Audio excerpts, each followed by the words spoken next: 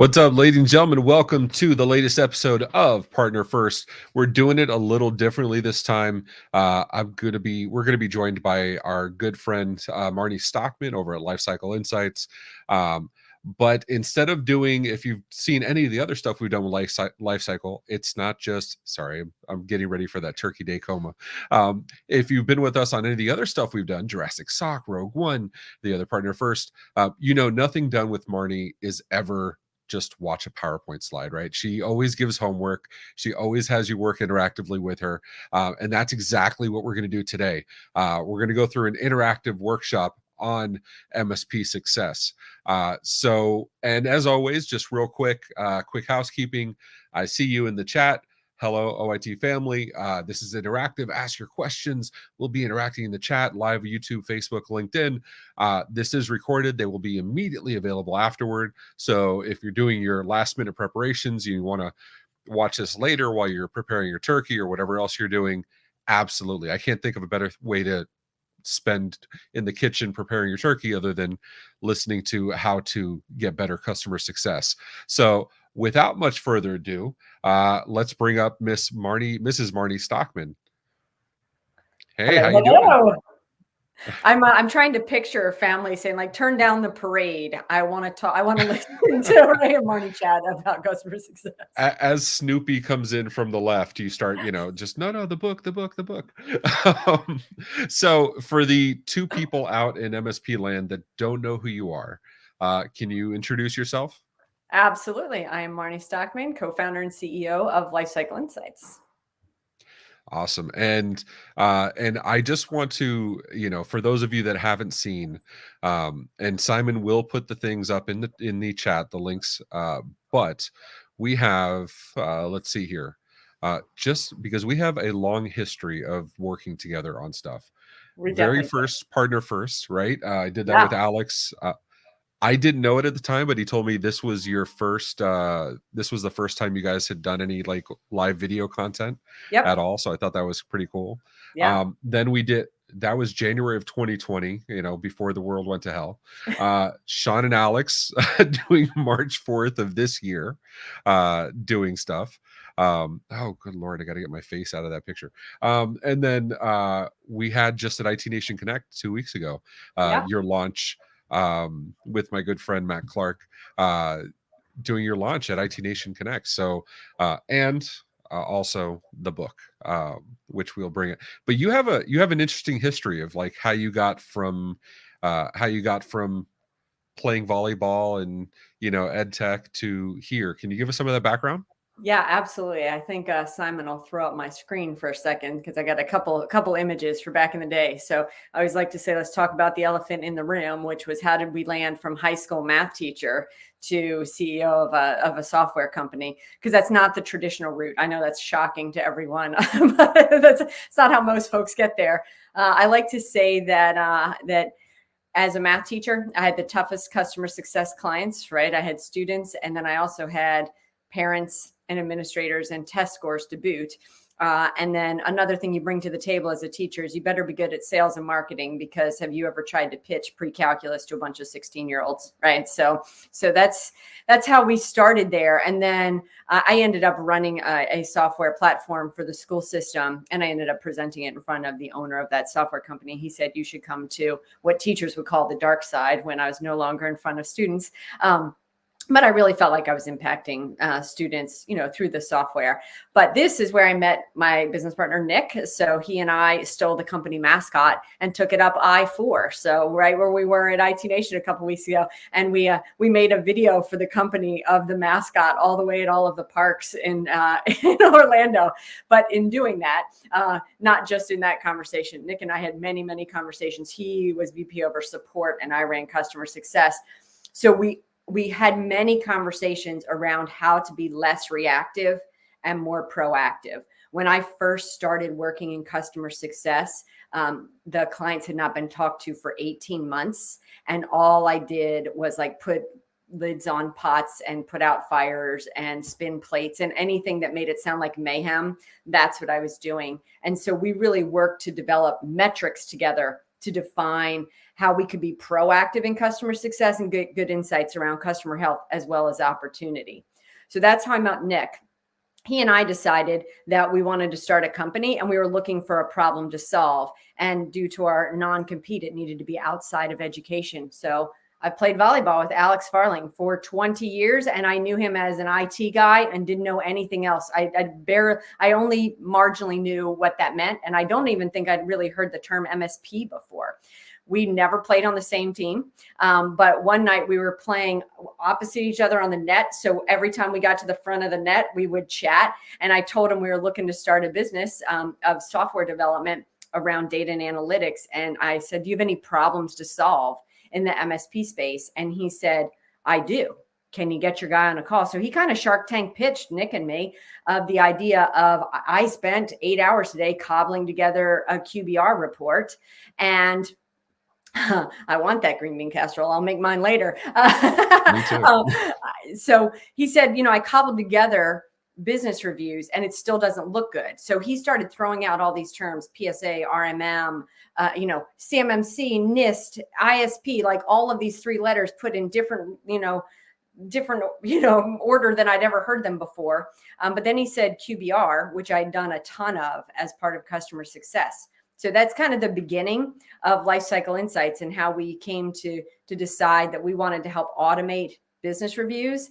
And then today we're chatting customer success, because really, as we work with our partners, they want ways to get faster insights into reducing churn, raising retention, seeing opportunities, and those types of insights. So we had a unique perspective having done that in the SaaS world, because there are already products like that in the software world. And we wanted to create a product for the MSP world. So we did. And that's what brought me here today. And just to boil it down, one of the things that's always impressed me is that, it wasn't I have this idea, let's get it done. It's, tell me your problem. What can we work to solve together? Which, it's the missing component. I think when we look at TBRs and QBRs or whatever else, any kind of client interaction. Yeah. But it's always there's so much focus on telling the client. But there's missing that component of listening to the client, right? And that's how you lead into the customer success stuff. And one of the other things that impressed me is none of this was by chance, right? Like none of this was, if you guys have been following Lifecycle for 2 years, which is amazing to me because it feels like forever at this point. Yeah. But if you've been following Lifecycle, you guys have had meteoric success. You've taken the MSP realm by storm. The community rants and raves, and talk about raving fans, right? Like absolutely everybody loves you guys universally. But in sitting down and having conversations with you, none of this stuff was by chance. It was by design. We planned to do this. We expected these outcomes. Obviously, there's always tweaking that comes to it. But as opposed to just saying, and the reason I bring that up is not to just bolster you up, of course, because we all know, Lifecycle Insights sucks, right? Which is one of my favorite websites. But the point of all that is to say, success can be planned for and should be planned for. And, it's not just, I'm telling you some things that are good ideas, because we see people when they consult, when they advise, when they give whatever, they say, oh yeah, this is best practice. But, they're talking theories. You guys are talking practice. You made plans, you got success because of these specific steps you've taken, and you try to share that with the MSP community. So I absolutely applaud that. I think that's fantastic. I appreciate that. And we take a lot of that from our partners, right? So we worked with beta partners before we launched at IT Nation 2019 and got a ton of feedback of what they wanted to see in their business reviews. So we don't think we have all of the answers. We think every MSP has their own secret sauce, and we need to build something that's flexible enough that they can differentiate their MSP, and we can help automate and give them fast insights into it. So we won't even, I appreciate the bolstering, but we can't even take the credit, because our partners are the ones that are saying, that help to guide the development. And I think we do, our number one core value is raving fans. We aim to have raving fans for sure. And I think that is because we really find them to be partners to help us, move forward. Oh, there are our core values. Number 2 is not really a surprise. We have growth written there. Transparency also. If you chat with any of us, we're just super clear on what we do, where we're aiming, etc. And we're all about getting stuff done, which is number 4. And there's Matt Fox. Glad to Perfect. have you, buddy. Absolutely. Um, and that's kind of one of the things that I love. It's not, and it makes me laugh with that, with new vendors that come into the space, is that, they're trying to solve for this and they have all these questions. And I look at all these giant companies that spend millions on R&D and focus groups and all this stuff. And today more than ever, we have all of these communities. And that's how I first met Alex, in one of the MSP communities. Yeah. And all you got to do is just sit there and listen. MSPs will tell you exactly what you want, what they want. It's not, Also you don't have very to guess at it. transparent. Right. They don't even, they're not even like asking, pay me money, give me a gift card to give advice. And I laugh when I see these emails from these giant corporations saying, "Oh, give us 15 minutes and tell us, what you want. We'll send you a Starbucks gift card." And I'm like, you could go to Discord or Slack or Reddit for free, or Facebook, and they will tell you on their own without any, without even asking. Sometimes when you don't want to hear it, they'll tell you. But we're here talking today about MSPs, about client success, right? Yep. So what is that? What does success mean to you? So it is, first, a couple of pieces. MSPs have product, process, and people around technology, right? All things technology related. But when it comes to the human side of the house, that's why we titled this the human stack, right? You've got a tech stack, but what are you doing to track metrics around the human stack? So customer success it's combined of two things. Actually, Simon, if you'll throw my slide up again, I've got a formula. In a shocking turn of events, Ray, I brought a formula to the party. I won't make you do Common Core math to solve it. We'll just talk through it. Okay. But I will put my So hands on first of my all, hips. that Common Core, okay, 3, 3. Okay. But the Common Core explanation by Marnie, I was complaining about Common Core. This is probably like 8 months ago, a year ago at Yeah. this point, or Yeah. maybe like 6 months ago. And I have an 8-year-old, and I consider myself pretty good at math. And, as an engineer, I should be, right? And his math just breaks my head. And so I was complaining about it, as, we tend to do among friends. And Marnie's like, "I got an explanation for you." 5 minutes later, she sends me a video of how to do Common Core math that actually explained it pretty damn well, or of the concepts It's the around it. philosophy of it. Explained it Yeah. pretty. Yeah, exactly. And it actually just, that light bulb moment. Okay, that actually makes sense. So Marnie is the only person on the planet that's been able to appropriately describe Common Core math to me, I'm going to get a in bunch a of meaningful DMs way. later. Like, I need help with that Yeah. too. So I'm almost scared to say, I used to complain to my algebra teacher in high school of like, when are we ever going to use this stuff? Yeah. And I can almost hear it. Well, Marnie's one day is going to give a presentation, and you need.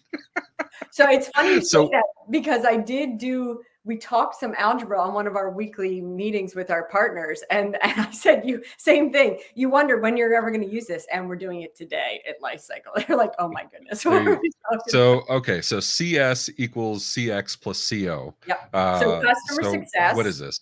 equals customer experience, right? So how the interaction is going, plus, and here's the important part, and typically the missing part, customer outcomes. So a lot of folks, I always say customer success is like the weather. Everybody talks about it, but nobody's doing anything about it. Because you'll hear folks saying things around the customer experience mode of, we don't speak nerd, we don't speak geek, people love our techs, we're friendly, those types of things, right?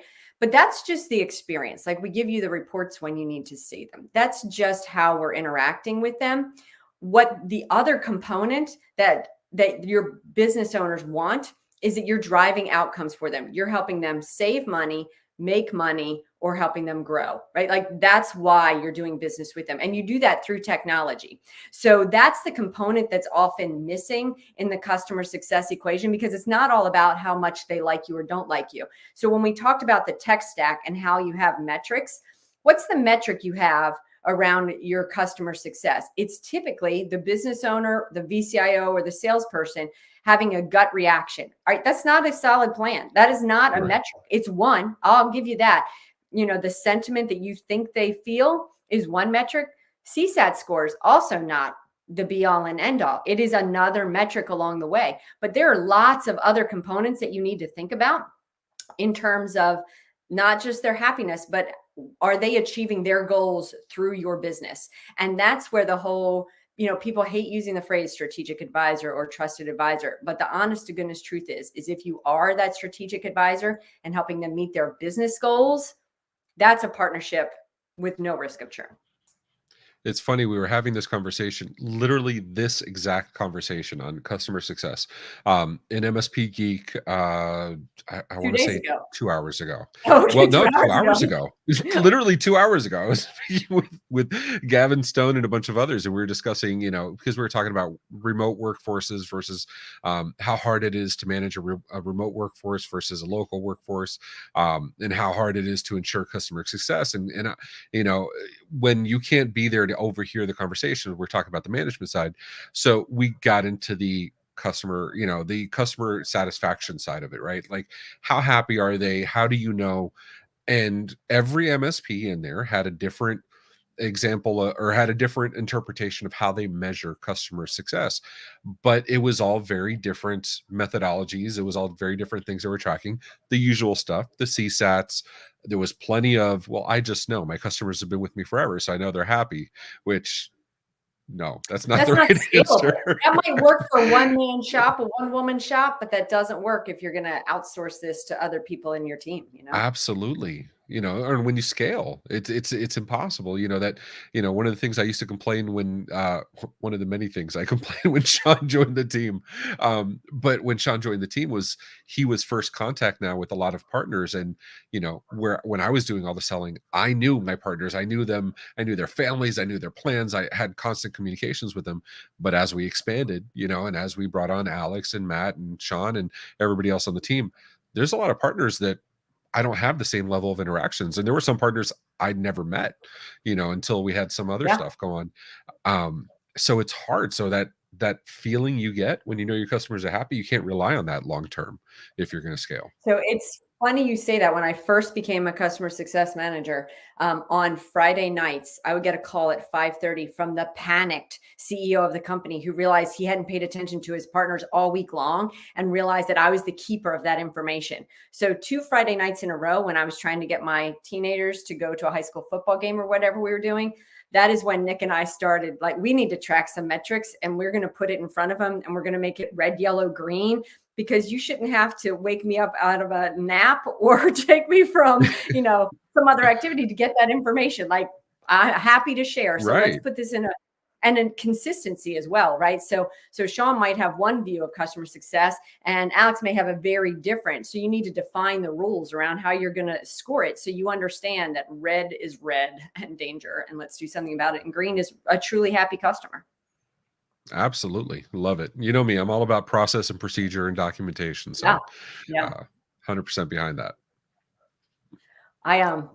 I did bring the workbook to the party if you want to I do want to do it. So, Marty said, so in reading this, I actually just commented on this like an hour ago on the Everything MSP webinar. But, Marnie was kind enough to give me early access to read her book. And it's literally the only book I've read on customer success for MSPs in the last year. So,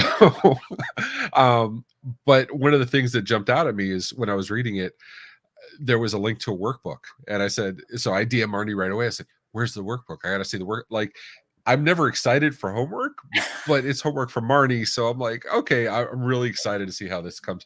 So Marnie brought the idea of, why don't we do the workshop with yours truly? Let's see how we go through this workshop together. And I'm absolutely ready to dog food. Let's make sure that, and that's the link there, Yep. lifecycle.insights.io/literally. Yep. And yeah, I absolutely ready to be the guinea pig. So Perfect. let's do this. All right. So we're going to go through 3 of the worksheets. There are a few more in there. And I'd love to talk about sort of the 4 different things we look at in terms of customer success, and then define the 2 that we're going to talk about today. So one of the key components is to really define who your high touch clients are and who your mid touch, who your low touch clients are. So when I was customer success, I had a 1.7 million ARR client and I had a $10,000 ARR client. And let me tell you, if the $1.7 million ARR client went red, the entire exec team dropped everything, got on calls, product was on, right? Like we did all the things to get them going again. If the 10,000 ARR client turned red, then I hustled the wagons, right? Figured out what else we needed to do to get them going. But there was a lot less panic, right? I didn't want anybody to leave, but there's a different level of threat to your own business. So you really want to, I call it, segment your clients into quadrants so that you can see and set. You mentioned processes. You need a process for a high value, high complexity client. You need high touch, mid touch, and tech touch, right? We should automate processes for those low effort, low value clients. So how do we define that? So if I played the game And that's one of the correctly, things real quick that, in all the talks of automation, all the talks of, all the talks of technology and process, a lot of things, the first thing people jump to right away is, oh, well, if it's automated and there's systems doing this, we lose, or especially contactless onboarding, right? Like the ability for a client to sign up for themselves without your input. yeah, Um, you know, the common complaint is, oh, we lose the customer experience, we lose the interaction.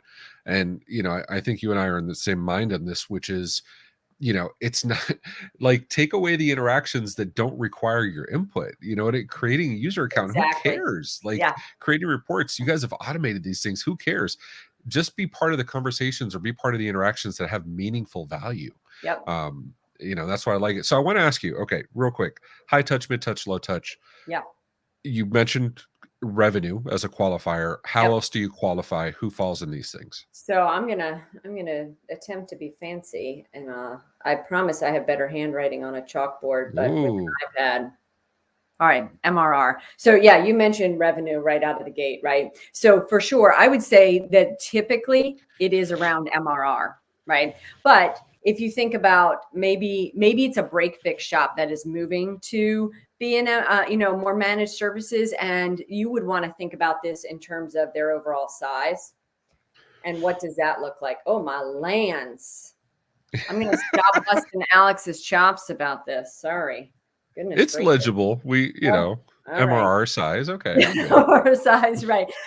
Their overall value. So maybe they are not buying into all of your services yet, but you see potential for that. I've always been a big fan of that, right? We in the current name, the du jour name is alignment, right? Tech stack alignment or Yep. services alignment.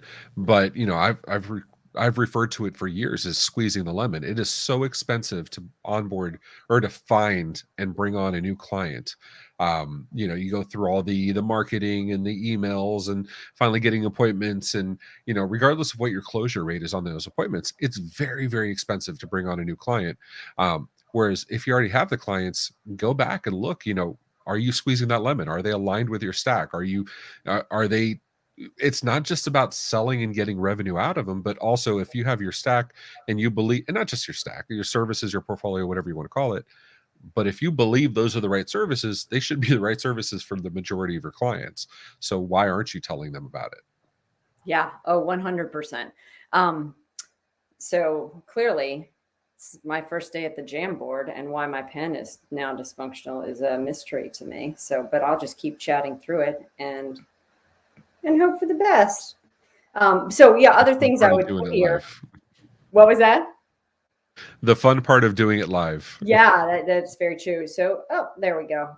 What I really need to do is just, I find that if I get Nick on a call to see what I'm doing wrong, so he must have jumped into the chat or something. It's like it always miraculously works if he sees it. So Smart. value then, or this is another one. It could be influence or referral value, right? It could be a new vertical where this partner is suddenly mission critical to you because there's a ton of opportunity if you get them as a referral partner. So a lot of people don't think about this one, but I often up kind of ranked somebody a little higher than I would have otherwise if they had some type of influence in the space. So again, a new vertical, breaking into a new town, that type of thing would be how I would define value. In the platform, we have defined it. We let MSPs define it, but the default setting is on MRR. So the range of values would be your lowest MRR to your highest MRR.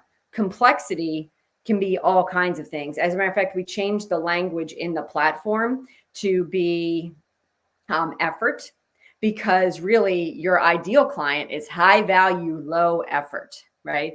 So Right. where does complexity come in? In this world, it's many times all around compliance. If you have, a HIPAA related client, if you've got a Department of Defense, et cetera, that's going to take a lot more effort. So that's going to take a lot more hands-on, number of engagements, et cetera. Security requirements, on and on, right? So compliance would be one thing. It could be number of locations. So now that we have partners in the platform, they're talking about number of locations, change in processes. So if they have suddenly, ripped out some line of business application, anything that requires a lot of manual time would move their complexity level up. So again, this is probably the most gut checky one, other than actual customer health, when you look at putting them onto a segment grid. So I'm going to come over to a grid. So if we're looking at that, would you say MRR would be a fair one for you? Is that what you would go by, your gut on that one? Yeah, it'd be the easiest indicator of partner success, right? Of adoption. Yeah. Absolutely. Yeah. So the key here is, let me change all the screens. Here we go. To then really plot that value and where the MSP or where the businesses land on this, right? So if I've got that high value, high complexity client and they end up in the top right quadrant, then I know that I'm going to have at least a quarterly business review. My top, right, $1.7 million client, let me tell you, they got monthly reviews, weekly calls, and quarterly with their executive leadership and our executive leadership. So that is the client you can't afford to lose. And really, as you start putting clients on the scatter plot, you should really be seeing some patterns in how much effort they take and in how often you may want to meet with them. So down here is your low value, low effort client. So I bet in your world, this is completely automated. And to your point, there are places where I only want an automated experience. Since you read the book, I know you know the story. I did not want to buy a minivan. I did not want a pleasurable experience. I just wanted to walk out with a minivan that I didn't even want to own, but I had to, right? And so if I could have automated that myself, because I couldn't back in, 2004, I would have happily done that. And I didn't want them reaching out to me. I didn't want to talk to the sales guy. I didn't want to have a coffee in the waiting room, right? The customer experience I wanted was automation. So when you start putting your partners on this worksheet, you're going to find that they land where they need to be, right? And where they want to be. So That makes sense. It's That okay to be absolutely does. automated, right? Yeah, no, absolutely. And, on our side, I look at it and I look at complexity, right? We have, the average MSP the average MSP today has a lot of security concerns, has a lot of, they go after compliance organizations, the bigger ones that I see. But we have some that are like in specific verticals like healthcare or even gov work. We get plenty of gov work MSPs, or we'll work with like an ISP or a WISP that have very, very complex requirements, that we need to focus on, right? Or on the influence side, we have those influencers. We just came out, we launched our MVNO solution last week. Yeah. So our cell phones, which is always fun, which is a piece of garbage, by the way. The Surface Duo, don't get it. But whatchamacallit. But we have those influencers, we have those early adopter partners that are always happy. They're fine with the alphas, they're fine with the betas. They want to get in as early as possible, stress test everything, give us meaningful feedback. We're having lots of conversations with those people, and they're not always the same ones that are bringing giant revenue, but they're the ones that are going to give us immediate feedback we need to improve our products, right? And you guys do that too. We were just talking about, you listen to your partners. Yep. So that you can revise the product to give the best products and services you can. And that falls into these squares differently, right? At how they interact with us. And then we have the ones that just sign up because they have a deal or two and they know the process. or we have these partners. We have one guy, I won't give out any names, but we have one guy focuses mostly on residential, which, shoot me. But he knows the process in and out by himself. He wanted to do things. He's not a white label partner, but he wanted to do things by himself. He wanted to onboard clients. He was willing to go through training. He wanted it as automated as humanly possible. We actually created our self-service onboarding for channel partners specifically because of his requests. Yeah. And it was a benefit for us, right? We didn't want to do a bunch of like one line accounts that were residential. Yep. That's not our thing. And he wanted, but he was willing to do the work himself and just get it done. And he had a better experience because of it. And he falls into that low complexity, he's bottom left. He just wants to reach out if he needs support. Otherwise, we don't need to interact. He's clear on it. Yep. He's still a happy customer. He's really happy, but he doesn't need that phone call every quarter, every month to check in and see how you're doing. And it's interesting you say that, because for some compliance areas, they'll still need a regular cadence, because with cybersecurity liability concerns, folks are saying if you put in your agreement that you're going to have these meetings quarterly, you need to commit to them quarterly. If you're going to have an email quarterly and a meeting semi-annually, also acceptable, but you really need to define what you're going to do and ensure that you do that, right? Because that's part of your best practices, and you need to prove sometimes that you are in fact following those. So we kind of take a look at this quadrant with our partners and say, who are those folks that you need to meet with? This top right quadrant probably is your quarterly, at least. And like I said, if you've got somebody in this top corner, that's probably more monthly. And then bottom right, this is a great place to be. How many of our partners can we put down here where they're high value, low effort, right? So these are the ones you talked about that are, they like to do it themselves, DIY their way through it. And then upper left, like Danger Will Robbins, these are low value, high effort. You have two. So we talked about customer success is experience and the outcome. For you, if you want these to be successful for you, you need to either move them down or to the right. If they're truly a complex partner that is not paying what they need to be paying, you need to show them the way to pay more, or you need to automate their processes so they're less effort. Many times folks in onboarding land here and have to be trained to move one way or the other, right? There are lots of ways to, like behavioral therapy. You kind of need to train them. I'll say that partner that wanted to focus on residential for his market, yeah, I would have put good money to say he was top left. That's what I was expecting out of that. Yep. It wasn't until having conversations, listening to him, hearing him out, what he expected to do and where he was willing to meet me. That's how he became bottom right. It was because, but otherwise, and trust me, it was really hard for me not to say, listen, I've been doing this since, since the dawn of time. And I've been doing this forever and I know my ways and I know what the outcome is. But to be able to sit there and listen to him and say, okay, no, we can get this done. And he's turned into a great partner of many, many years at this point. So you had that strategic conversation with him, right? About the outcomes that he wanted, and you worked to make that happen.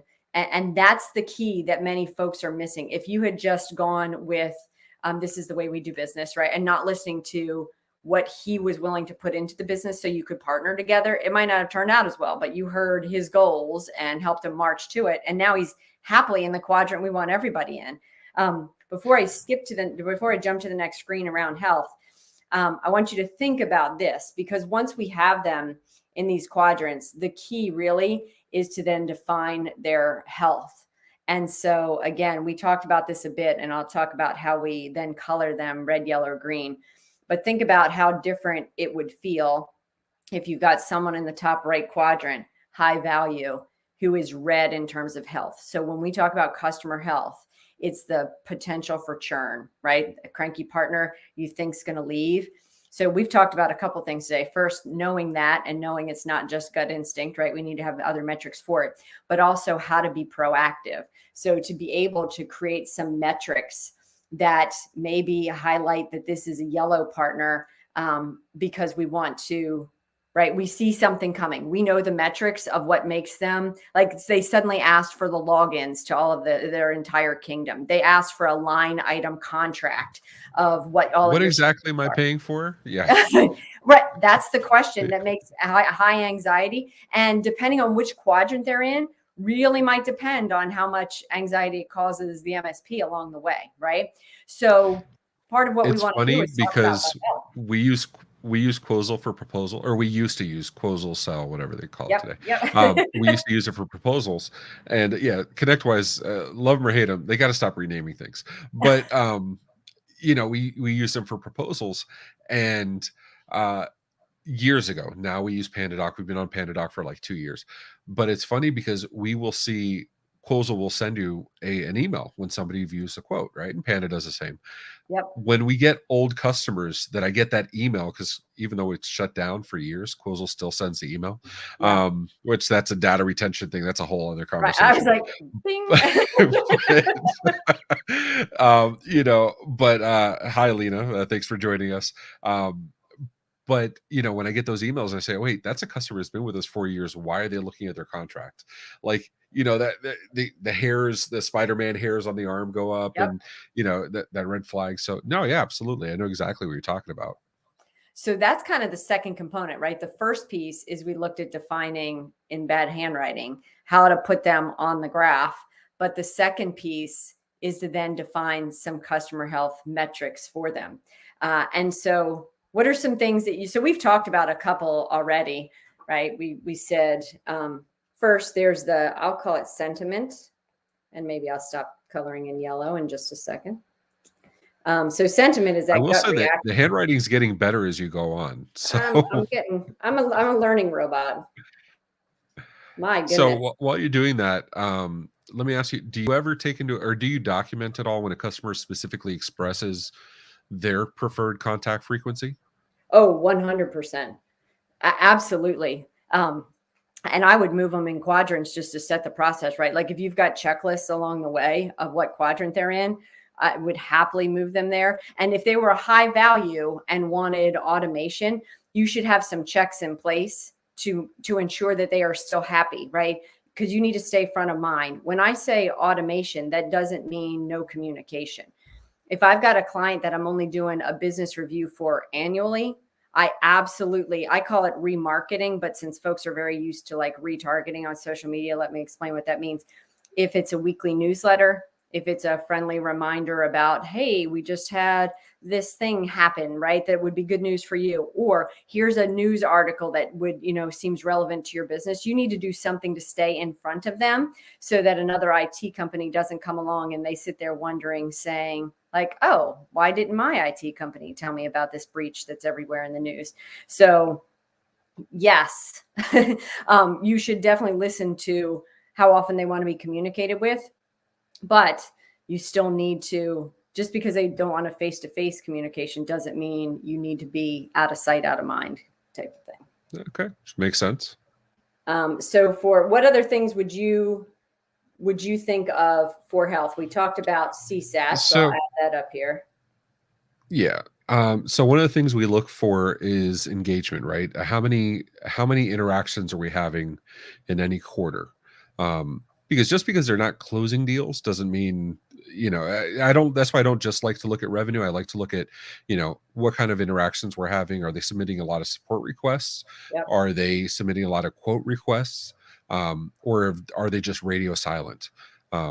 Silence is deadly. If they're not communicating with you, they're communicating to somebody else. I'd rather have an angry client that will talk with me than a silent one that I think is in jeopardy of, of leaving. Because that's the one that'll blindside you. We're going to abbreviate engagement right there. But let's think about what that also is for MSPs. Engagement is not just communication, but it's also stack alignment, right? I consider that a part of the health score, is how aligned are they with your processes? Tell me, in all of the channels you look at every day, someone hasn't talked about like this partner won't sign on to, like they won't do MFA or they won't take a password keeper type of thing, right? At some point, there's the conversation of whether or not this is going to be a good client for you. And that impacts the health as well. And that's something we look at, like product launches. MSPs love tools, right? And I count myself exactly in that group. I love shiny new things. That's why I have this crappy Surface Duo that won't go past Android 10. But we love tools, and we always, I'd like to think we do a good job when something new comes out, going after our clients and saying, hey, there's this shiny new thing we want to adopt, and seeing what we can do. And Lord knows we do the same thing, right? MVNO or native fax or whatever. But also later on, right? Even after the launch, as part of the continual, how many MSPs and or how many vendors are looking at and saying, okay, well, this client's been with us X amount of time. Let's look at the customer health. There's all these products they're not taking advantage of. Why? Not Yep. just the new stuff, but so this is a constantly moving target, right? That stack alignment. So if you think about it, I mean, we've kind of talked about two different metrics that you really want to be able to track. And again, this isn't just for a managed service provider. I did this when I worked in ed tech to see if folks were using the product, if they were accomplishing their goals. But I would average the scores for these. So in sentiment, I might rate that from 0 to 10. And CSAT, you get a number, out of 94, and you might have an NPS score. But you might have an organization score too of maybe if there's a leadership change. Goodness knows if you haven't been involved in an acquisition, I'm here to tell you, threat, right? There are threats all around if the leaders of the company you're working for are potentially acquiring a company, or even more so getting acquired. So to be able to track these scores and average them to give you a customer health score so that we can go back and rate where they are here is really the goal, so that on a Monday morning when you wake up, like, okay, I've got a red in quadrant A. That, like, it's not a question of what's my priority for this week. I'm going to go address this. I'd love to jump into the platform because it's a lot slicker than this iPad pen and show you what that looks like if you're okay with that. Absolutely, yeah. And if you have any questions, I know we're already at 147. If you have any questions, or I want to hear about how you accomplish these things, how you rate these things, put them in the chat. We'll Absolutely. definitely address them. But yeah, I liked I'll put preferred currency is energy, right? So if you did value versus like your own energy and mentally draining, I think that's absolutely a component of it. So this is what it looks like when you don't have to use a crayon, right? And you can kind of set your MRR values and move clients around to say, here my high effort. Here's a very happy. If I'm looking for a referral, the other component for customer success is looking for good referral partners, right?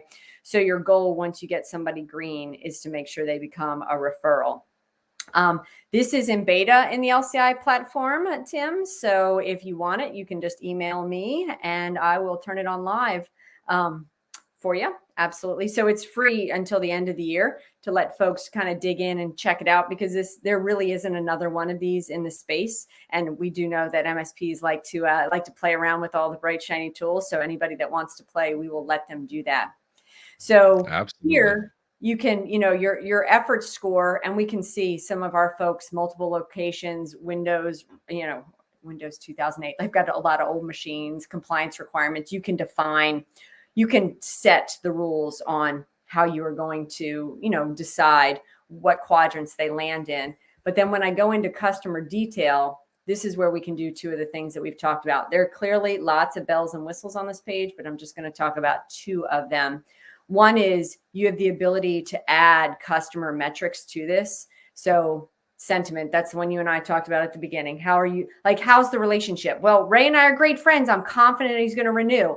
But if I didn't know that Ray's put in 9 tickets and sent back CSAT scores with zeros, right? Like, it doesn't matter if we can hang out and have shots of insights. It matters, that we're getting the job done for you. So to be averaging those scores, and you can kind of see the health, it's kind of deteriorating, right? They were green at the beginning, but what's gone on? I'd go take a look at that. And then the other piece that we find is really critical, and for sure where our partners are very interested in seeing these numbers, is stack alignment. So if your stack, right, you can define your services so that you can really get insights into, okay, they're not using a product. We want them to be in our product, and how aligned are they to using the particular tool? I'll poke on the dashboard, but I think Dunder Mifflin has some better data, if I remember correctly. So let me jump into the dashboard just to show you what those insights look like. So now I get an overview of where my customers are. where their high value, high effort, and their health scores. And then I can really dive in and see where's my total opportunity based on stack, et cetera. Right. So you get insights at an individual customer level, which is really what we're talking about today, but also overview of where are my opportunities in terms of my stack across all of my companies. So it's a good sales tool for you, but also we just talked about the metrics. If one of those metrics is how aligned they are to your services for customer health, and they're not that aligned, you should go have a conversation with them. There's upsell opportunity for you, and there's the reality that you can do better business for them if you go have a conversation in your business review about services you offer, because it's providing them value and getting them to an outcome. I can't tell you, that was one of the things, that's actually how I met Sean, when he was working for a marketing company. We signed up with him. They started doing automated drip campaigns. And our very first sale from that was within 2 weeks. We had gotten a lead from another client or another partner. They gave us the lead, entered them in ConnectWise at the time and Manage, and the drip campaign came out. And within minutes, I got an email back. Oh, do you do this also? And that turned into, it was something like a $300,000 contract at the time. Yeah, that's a good one. Because there's so many, there's so many times the clients don't know until you tell them, Yep. there's so many sales of like, what else do you do? And we're so bad, myself included, are so bad at saying, yeah, we have these other things too. Let's have the conversation. Yeah, 100%.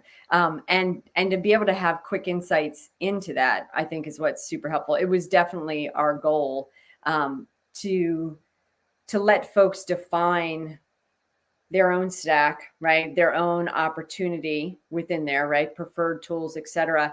And then again, to get back to health, to really define what scores do we want to pull over. Since we're in beta, everything's very manual right now because we're automating as our beta partners are telling us, well, this is what I'd like to see pull over.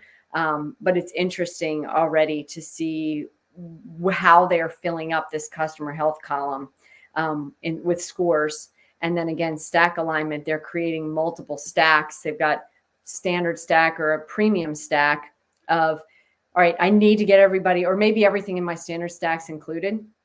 And so now we're going to kind of they CMC level their way, CMMC their level, their way through the levels of now we need to move them up to the next piece because, we need to get you to this level, but we know we can't get you all at once because that would be just unpalatable. And that's the real value of something like this, right? Getting it all, because there's a lot of stuff that if you have enough conversations, I know the average MSP owner will be able to get to the same conclusions, right? They know where their clients stand, or they have a good idea where their clients stand for the most part. The problem is getting it all on one page so you can see, okay, this is the picture of my client. Yeah. This is the picture of what we're trying to accomplish, so we can have those consistent, achievable results. That's been the missing piece for far too long. Again, you have them for all the technology gadgets, right? You got every bit of data on every single device that's out there. And not many humans are going to let you put an RMM agent on them. So what do you do instead? You track the human stack, right? Please don't give ConnectWise any ideas. How business ideas comes fast. And I can't even single out ConnectWise for that. I can already see like Dado Human coming in 2022. Like, I hope we're not revisiting this in 20 years, cursing ourselves for having suggested that. Right. But yeah, I mean, but that's the idea. It's, and a happy customer will buy more from you. How many times, like we've heard that complaint of, we buy everything you say, but we still have all these problems. But the converse is true too. Like when you're sitting there and you're having the conversation with them and, they're getting the outcome they're looking for, right? That customer success equals experience plus outcome. So see, I remember. So, having that, when you sit there and you have those consistent outcomes, they're more likely to say, okay, well, what else do you have? They're willing to listen to you because it's not a burden anymore. It's a benefit. Yeah. And clients are all about that. Oh, I mean, and as you know, like our original, Gavin's still, Gavin's yeah. Yeah, he was actually the one I was having the conversation with about customer success and measurement and all that stuff. So It's interesting you say that because they were standing in the back when you had Tech Bar live at IT Nation, and their product manager said, "Let me see your book. I'd like a copy of that. We're curious about tracking the human side of the house." We'll see where that lands. it was a fun time. No, it was a fun time. I think, if I were to say, folks sitting in the chat, what should you walk away with? At a minimum, do this for yourself. The reason we built a platform for this is because we had MSPs saying, I'm same thing that we did with the VCIO platform. Like, I'm cobbling this together. Can you put some automation in place? But you can absolutely take the first step in. I started with a spreadsheet with lots of columns with health metrics where I would manually score them, average them, create a pivot table, and move on, right?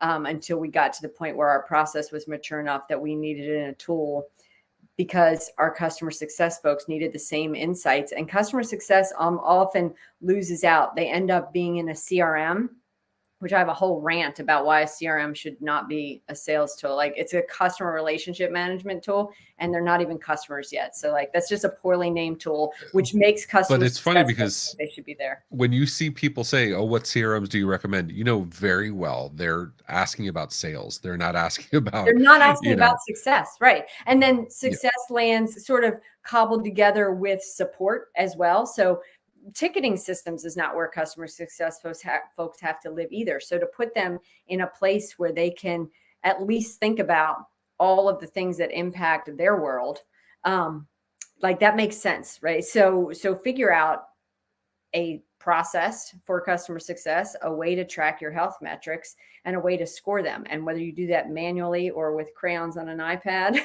that's fine. But it makes a difference because you have metrics around the tech side of the house. You need to have metrics around the human side of the house. But it works. You know what I mean? And if anything, it proves that you don't have to have the perfect everything. Just get it done. Whether it's crayon drawing on crayon drawing on the scatter plot, but also, or on the grid, but also you proved that practice makes perfect, right? Your writing got better even in the few minutes that you were doing it. Yeah. So that's a win. It's a win. So I want to be respectful of everybody's time. Yep, We're at absolutely. 1:58. Marnie, anything else you want to leave us with? What's next for Lifecycle? This is free, included until the end of December, right? Yep. And then it is an add-on module. We're always aiming to do what customers want, our partners need, in order to deliver better business for their clients. So if you're not a Lifecycle partner, by golly, hop in. As a matter of fact, if you hop in and type friend of OIT, we'll give you 50% off your first 2 paying months. And if you're an existing partner, we will happily give half off our January boot camp. So that's a $600 boot camp. Nice. That, again, if you're an existing partner and you can't get the OIT discount, you can get the OIT boot camp discount. So that would be $300 off. Can you talk about those boot camps real quick? I heard you talking with Paco and Rick yesterday on the MSP Unplugged. Yeah. So we always give onboarding for free. Like, we'll give you all the help, DIY or, one-on-one and group onboarding. But if folks want to really dive into the VCIO process and how to set a process in place for what to deliver at a business review, we have a 4-week, 1-hour a week with Alex boot camp. That I think is going to be Thursdays at 2 Eastern. And then we have the extra half hour tacked on for Q&A, where we really help MSPs define their I saw Tim's comment, define their process and how it aligns inside of Lifecycle Insights. So we don't mandate your process. We help you put your process into the platform so you can deliver, reports in a snap. And that boot camp was directly a result of request. It wasn't like you guys were planning this marketing initiative. It was actually somebody asking. Yeah. People would say, like, can you teach us how to do this? Because Alex is a huge, right? He's great in sales. He delivers a fantastic business review, and people wanted to know how to communicate what they needed to communicate. So we have customer success, VCIOs, business owners. We have whole teams coming to join. So it is very valuable. And I would just recommend talking to someone that's been in it. Like, you don't have to believe me. Talk to someone that's done it. Yeah, absolutely. So Marnie, thank you so much. We appreciate you. Simon, what do we have coming up next, buddy? Yeah, so we do have a couple things coming up in the next couple weeks. We just got done with the Human Stack, a guide to customer success for MSPs. Next week we have a partner first with Cognition 360. So ConnectWise Business Insights with Cognition 360. Aaron Kennedy of Christy Perez of Cognition 360 will be on that. We're also sponsoring a very merry MSP Christmas, which is an initiative by the Everything MSP group. So make sure that you keep following our socials so you could register for that. We're also going to be next month at our final show of the year, which is the ASCII Small Business IT Success Summit and Cup Party in Anaheim, California. And then we're also going to be doing the Tech Bar Live meetup there at the ASCII Cup Party. And then one final thing that we have going on as well.